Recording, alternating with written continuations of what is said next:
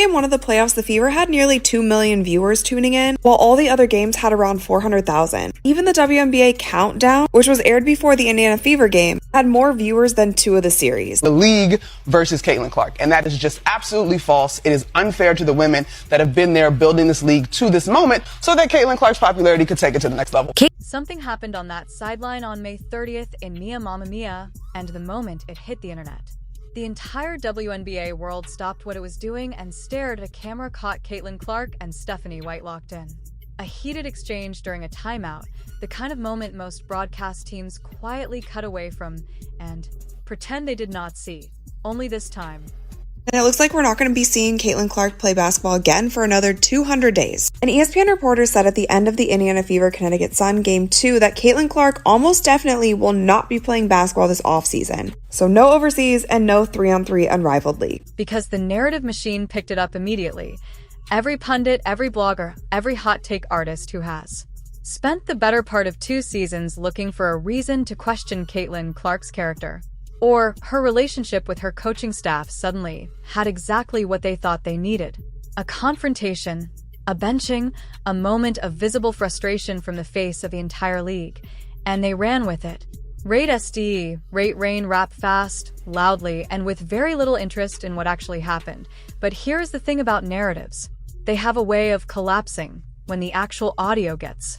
Let us start at the beginning because context is everything here and the people pushing the loudest version of this story have made a career out of skipping it entirely. The incident took place at the 826 mark of the second quarter during Indiana's 100-84 loss to the Portland Fire. The Fever were down by 18 points. Momentum had completely abandoned them. The crowd in Portland was loud. The defense was getting carved apart, and on the bench emotions completely understandably were running. Season, the WNBA had grown by 40% viewership from 2022 to 2023. But with Caitlin Clark's arrival, it's grown by 400% viewership. What that means is if the WNBA were continued to grow at the rate it grew from 22 to 23, it would take until 2028 to do what Caitlin Clark did this year. During the timeout, White and Clark were seen exchanging heated words, with Clark raising her arms in visible frustration. Then White gestured toward Raven Johnson. Clark was pulled from the bench and from the outside looking in with no audio, no context, and no understanding of what was actually being said. It looked exactly like the kind of things certain people in the media have been waiting 2 years to weaponize. Kind of hateful comments that she was getting. If she came out and told everybody the reason why she has personal security that goes with her every single place, it's a lot. And so it's not just Caitlin Clark fans or Indiana Fever fans. It is not all going in one direction. Caitlin Clark, the Iowa superstar, has officially wrapped up her inaugural season in the WNBA. Now watch that again, this time without the noise of the panic around it. Clark is not backing down. Her hands are up. She is responding. She is clearly saying something back. White is not screaming. She is not pointing a finger in Clark's face. She is coaching intensely, directly, the way coaches do when the game is slipping away, and every second of a timeout matters. Then White gestures toward Raven Johnson. Not as punishment, not as a statement, not as a message to Clark that she has been replaced or that a rookie is now preferred over the face of the franchise. She is making a substitution decision during a game her team is losing badly. That is called coaching. This kid's on the wrong team. She's got the wrong skill set to handle the physicality of that league.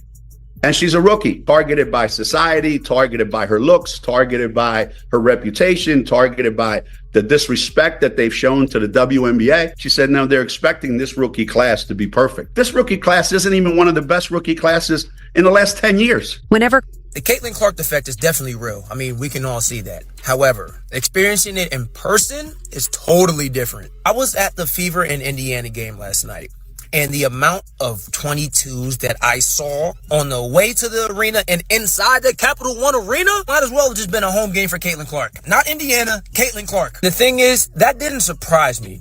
But what did surprise me was how packed the game was. And when you slow it down and add a suspenseful music bed, it looks completely ordinary when you understand what a basketball timeout actually looks like from the Caitlin's departure, do we think that these new WNBA fans are going to stick around for the rest of the playoffs? The Liberty Aces series might be one that draws some numbers. The disparity between 1.8 million and around 400,000 is wild, especially with football season being in full swing.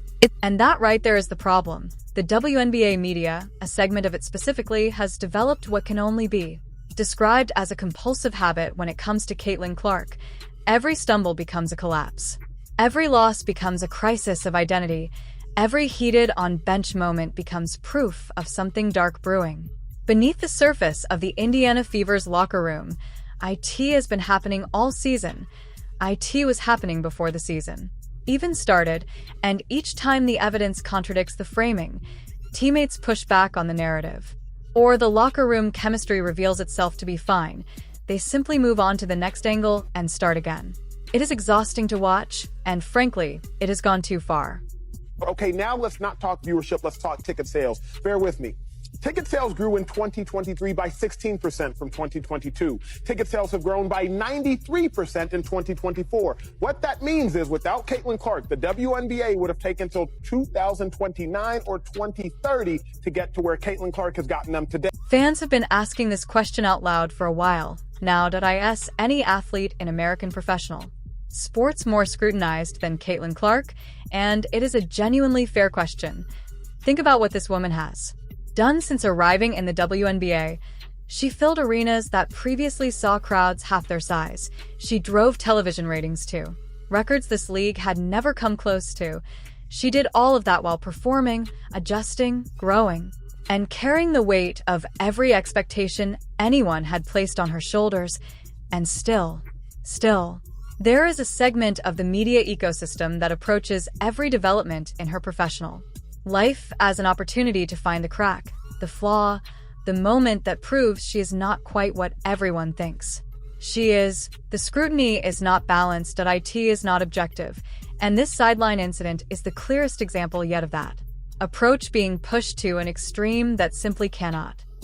With Caitlin comes millions and millions and millions of more eyeballs. And with those millions and millions and millions of more eyeballs, unfortunately, is going to come some people who are not nice. Foul